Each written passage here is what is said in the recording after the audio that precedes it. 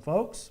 Unfortunately, with the snow, weren't able to pass them out at church, but we'll get them out. And if you know somebody that wants to go and you want to use this as a evangelistic or a social blessing to try to get them around some church people, please do that. And come see me. We'll make sure we get them all handed out. But 1 o'clock on Saturday, Valparaiso. And hopefully we'll win. That'll be good. Our chances are high. Also, this Sunday, we're going to be partaking of the Lord's Supper. So know that. Let me start over. Sunday school is our new Sunday school starting with the How to Pray book. We'll be talking about that. Been waiting for that for a while. Looking forward to it. So Sunday school, we're starting How to Pray by R.A. Torrey. Not too late to get into it. If you need a book, you can get one online. You can probably download it online for free and read the first chapter, and we will discuss Sunday morning service, Lord's Supper, and then the evening service. Kermit's going to be doing a slideshow presentation about our trip to Israel on the big screen here. And so prepare for that. Come out and bring all your questions. Kermit will answer every single one of them to your heart's content. He loves them. He loves questions. He's an Israel pro now. And you're going to test his abilities. Yeah. And then I think what we're going to do is we're going to postpone the church business meeting one more Sunday out as we try to get our ducks in a row here on that. So be pending on that, not this Sunday, but the following Sunday. We'll get our church business meeting and talk about our budget and approve all of our numbers and all that sort of stuff. And then one more thing that I want to get out there. Church Valentine's Day banquet is going to be 6 p.m. on Friday the 13th. What could go wrong there? This year it will be where it was last year. Do you remember where it was last year? Our 3 favorite letters, if you are over the age of 60, is MCL. All right, MCL is where we'll have it again. We've reserved another room there, and we'll have our MCL. It'll be, everybody Dutch treat. And this is not just for couples, it's for singles, it's for kids. Anybody can come if they want to come. You're welcome to be there. It is a church Valentine's Day party. We are celebrating the love of the Lord, okay? And so come out if you'd like to. We'll be there at 6 o'clock at MCL in the Meadows, and we'll have a wonderful time there and have a special speaker. All right, Proverbs. Here we go. It's been a while since we've been in Proverbs. Proverbs 22.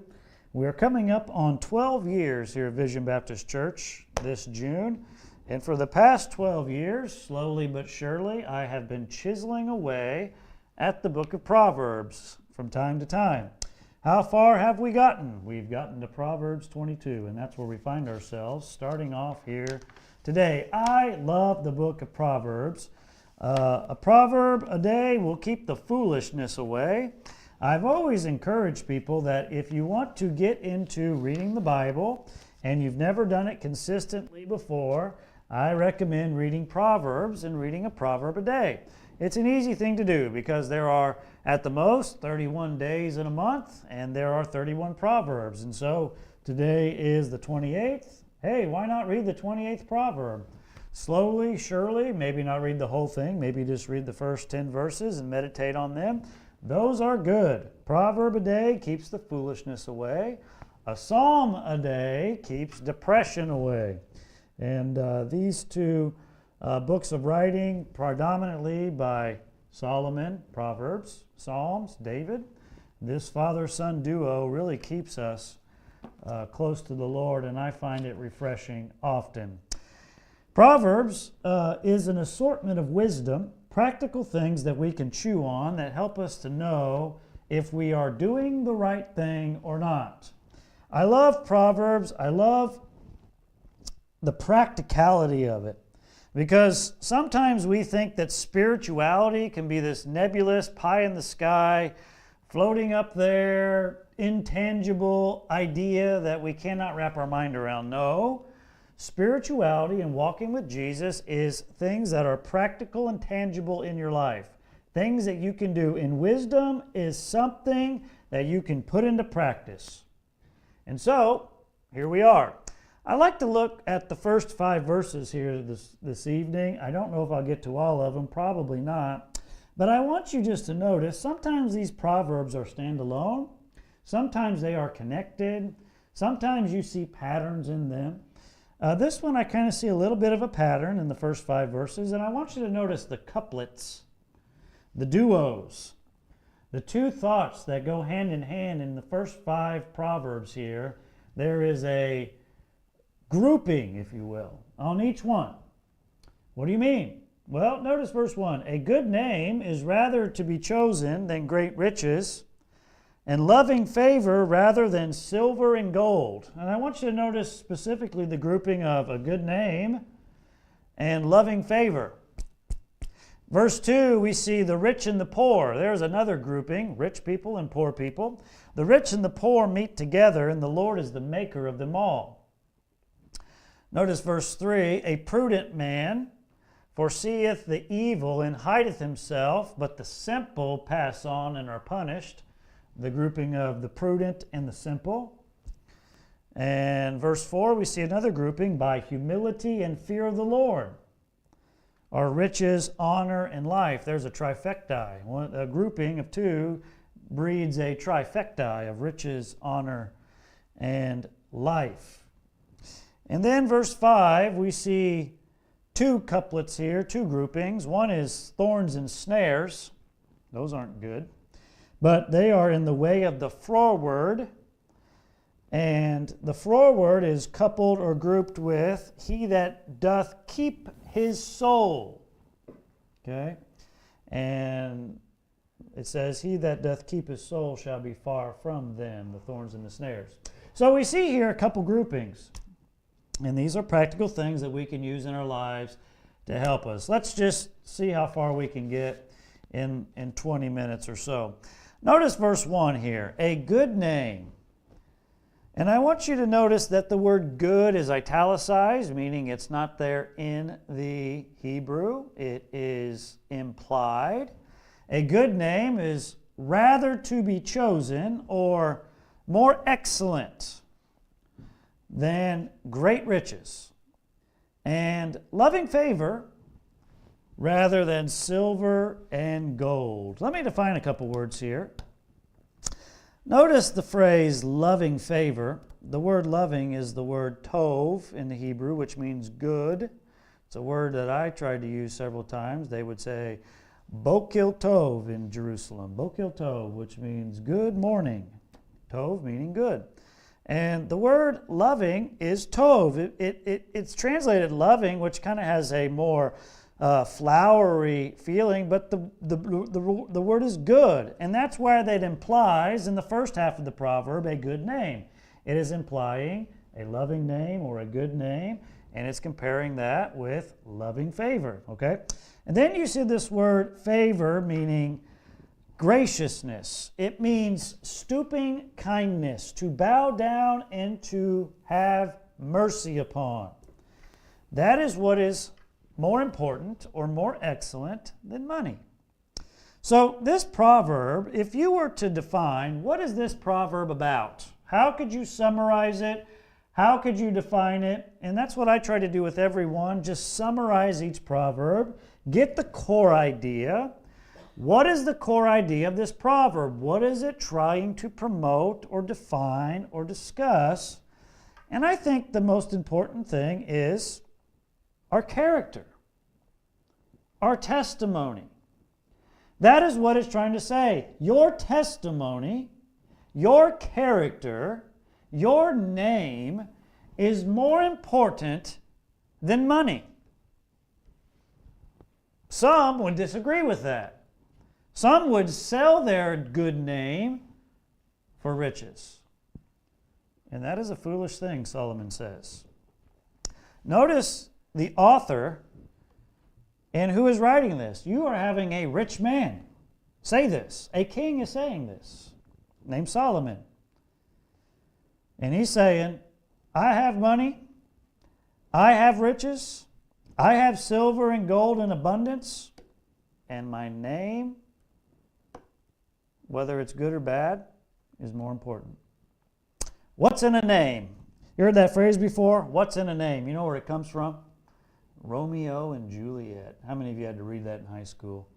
I had to read it. I don't really remember too much other than what is, widely referenced in pop culture, Romeo, oh Romeo, wherefore art thou Romeo? What's in a name is a question that good old Bill Shakespeare posed through the character of Juliet as she bemoaned the lowly surname of young fair Romeo. Her argument is one that states, names and titles and labels do not determine the true value of a person. And I would agree with that. Juliet from a higher class, Romeo from a lower class fell in love, and because of the class system there that they struggled with, it was not permitted or looked fondly upon that Romeo and Juliet should become a couple. And she bemoaned the station and the lowliness of his name, and says his name shouldn't matter when it comes to true love, because a person's value cannot be determined by their name. And while that statement is true, Solomon reminds us not to forget that it is our character that is the true definer of who we are. Again, notice the two halves of this proverb. You have a name exalted over great riches. You have favor exalted over silver and gold. That's pretty amazing in this day. Have you heard how much silver is worth these days?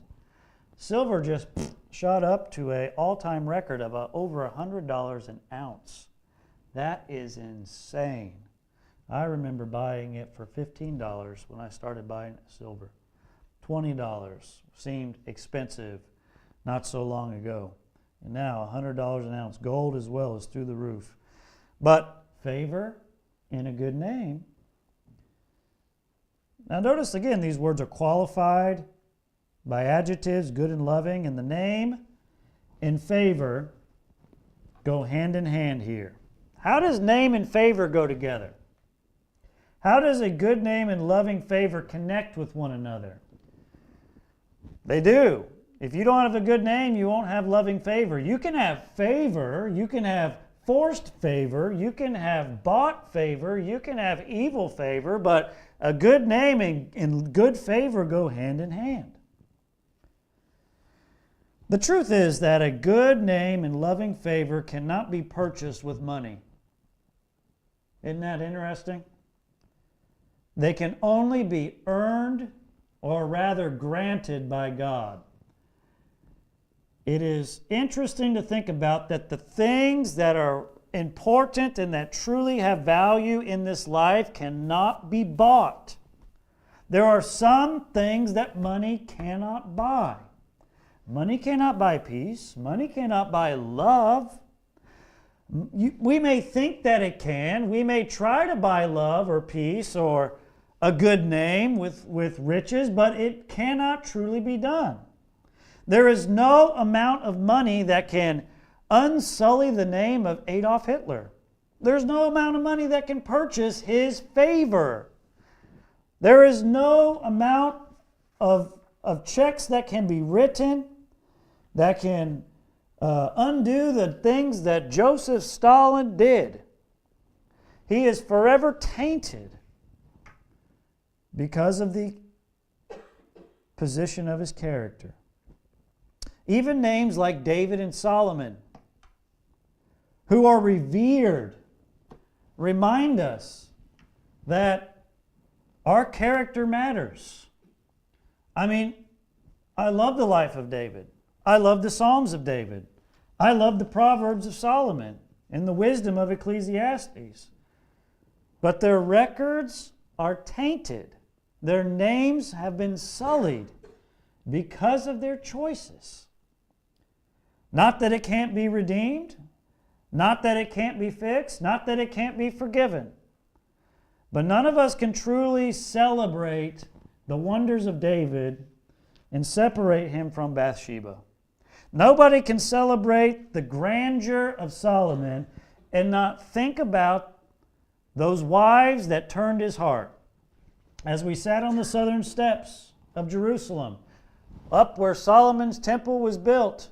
It's just across the way that the Mount of Corruption was, where he built false temples to false gods. Here is the Temple of Solomon, and right across the way within view are the temples to Baal and Ashtaroth and the gods of Moab that he also built. Solomon also states in Ecclesiastes 7:1. Turn over there for a second. This is worth seeing. One book over, Ecclesiastes 7. You're not too far away.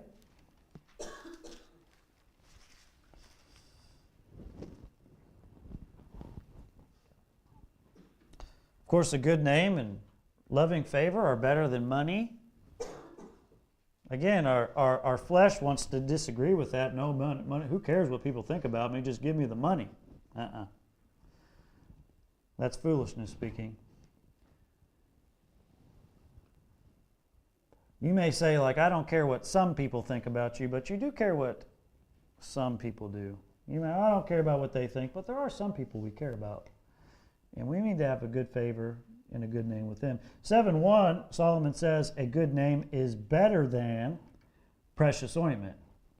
And that also gives us another dimension of this. What does precious ointment do?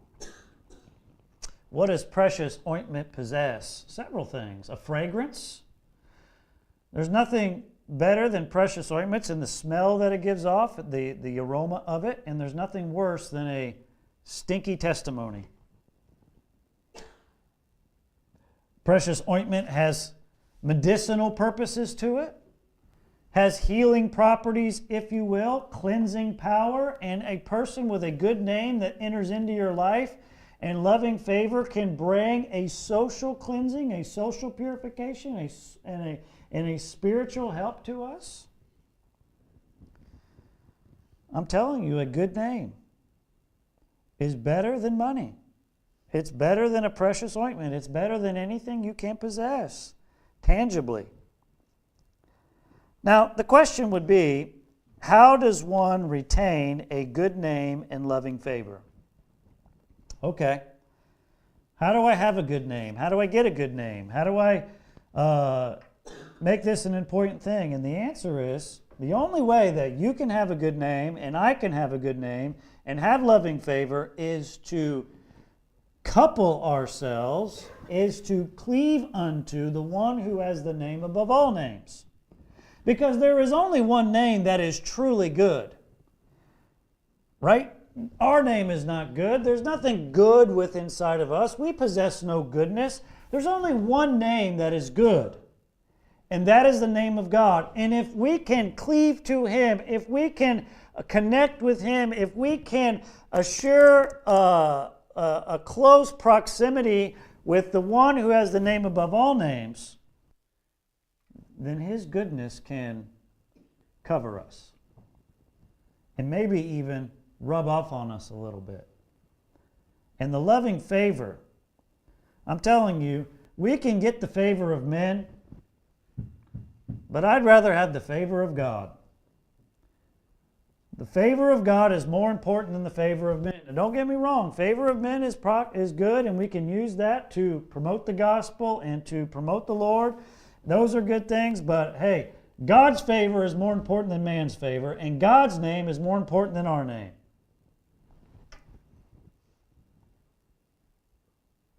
Remember that through salvation, He has placed His name upon us. I want to show you Revelation real quick. Revelation 3. Revelation 3. That should be an easy one to find. Did you know that God has placed His name upon us? Well, where does it say that? Many places. But one of them is Revelation chapter number 3.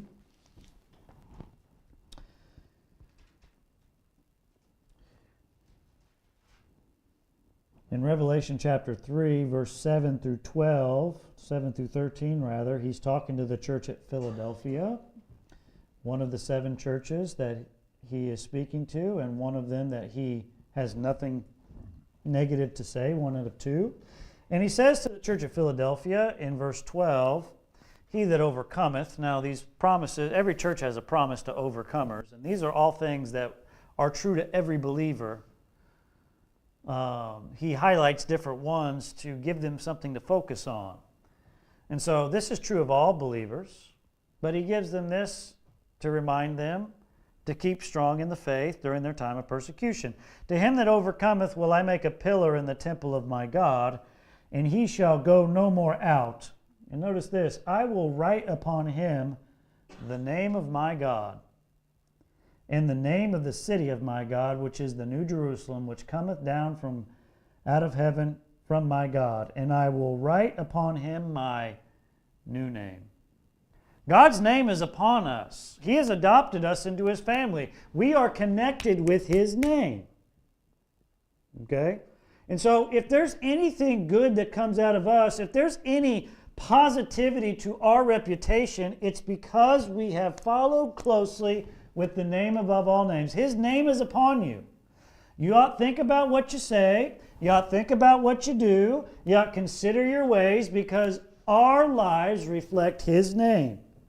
Our name reflects his name. To sully our name is to sully the name of Christ. It's not about our names. It's not about Spitler. It's not about the name of Boo or Walters or Wagner or Phelps. It's about the name of Jesus. And his name elevates everyone that is properly associated with him. Let me show you one more thing. Psalm 91. Psalm 91. Another good verse. I love Psalm 91. Probably top 10 Psalms of all time, in my opinion.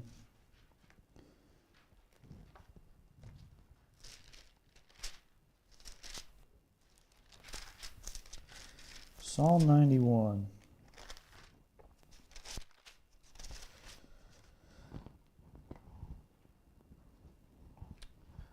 I'll read the first couple verses just because they're so awesome, but I want to show you verse 14. But it says, he that dwelleth in the secret place. I love that phrase, the secret place. What's that mean? There's a secret place? God has a secret place. What do you mean God has a secret place? It's in his presence. It's in his will. Those that seek him shall find it. He that dwelleth in the secret place of the Most High shall abide under the shadow of the Almighty. There's another name for the secret place, the shadow of the Almighty. I will say of the Lord, he is my refuge, my fortress, my God, in him will I trust. And then he goes on in verse 3 through 13 to describe the prosperity of being in the secret place. Nothing's going to bother you. You're going to walk upon the adder, the lion, and the dragon. Arrows will be shot at you. People will fall to your side, but it's not going to come nigh you. Everybody's going to fall, but you will stand strong. It's the secret place.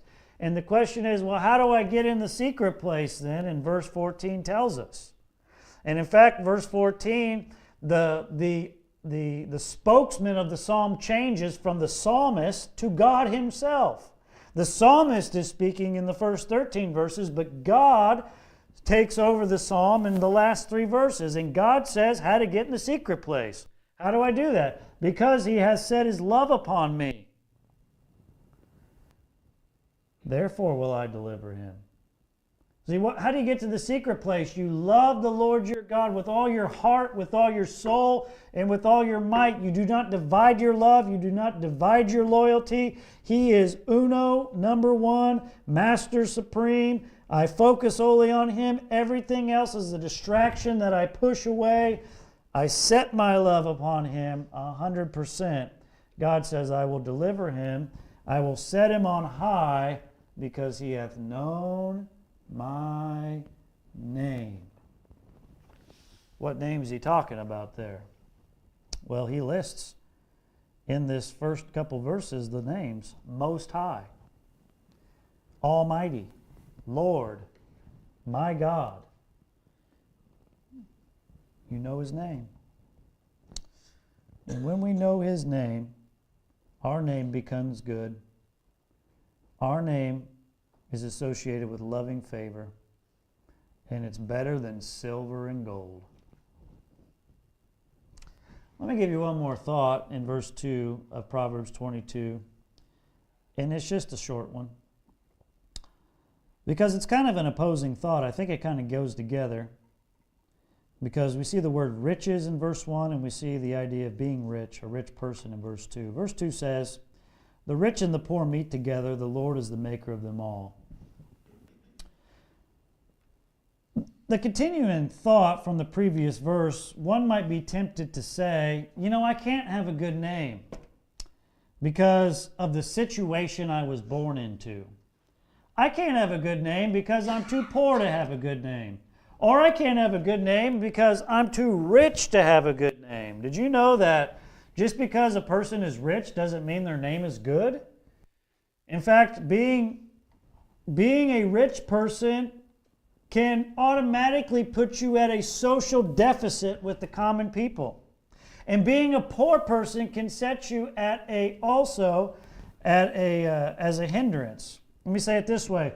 Rich people and poor people don't get along naturally. The rich look down upon the poor, and the poor despise the rich. Don't be deceived. Both riches and poverty are a hindrance to overcome.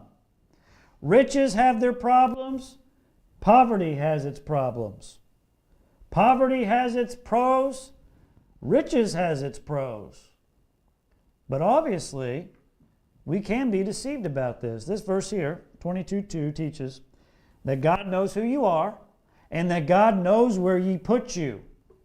You may have been put into a poor family. God put you there. You may have been put into a middle-class family. God put you there. You may have been put in a rich family. God knows where He put you. He put you there. He's the maker of them all. Your economic station has nothing to do with the fact of having a good name or a bad name. There have been poor people who have overcome the deception of their poverty and have obtained a good name in loving favor. Likewise, there have been rich people who have overcome the deception of their wealth and have obtained a good name in loving favor. Of course, both groups have bought into their certain respective deceptions and found themselves with evil names. There are evil named poor people and evil named rich people. And some people will be tempted to ask, well, is it good to be poor? There's a goodness to it. Truly there is. There's a simplicity to it. Jesus said, "Blessed are the poor in spirit, for theirs is the kingdom of God." Proverbs 16:19 says, "Better to be of a humble spirit with the lowly than to divide the spoil with the proud." Sometimes it's good to be poor. It's better to have less problems, less to worry about. More people trying to come and get your favor or trying to scratch your back so you scratch their back. Sometimes it's just better to be lowly and have nothing. Well, riches, they can't be bad. If I had riches, I wouldn't have any problems. Are you kidding me? You'd have more problems. You'd have more things pulling on you. You'd have more things trying to get your attention and distract you. 1 Timothy 6 says, "Charge them that are rich in this world, that they be not high-minded." Rich people are proud sometimes. They are tempted to, as it says, trust in their riches. Just like we here in America, we trust in the securities that we have and the blessings. Don't trust in the blessings. Don't trust in the quote-unquote rights that you think you have. Trust in God. We're tempted to trust in the things that we see. Paul says, be of a humble spirit, be lowly. Trust in the living God and use your riches to bless. So, do we have a good name? Are we seeing loving favor? Is that our goal, or do we think money can solve all our problems? Tonight, from one of the richest kings in Israel, he says, it's better to have a good name. It's better to have a good name. And God made you. God knows your station. So look to Him and ask Him, Lord, I want my name to be associated with your name. And if my name is associated with your name, Everything is going to be just fine. Father, help us, Lord, to consider your name.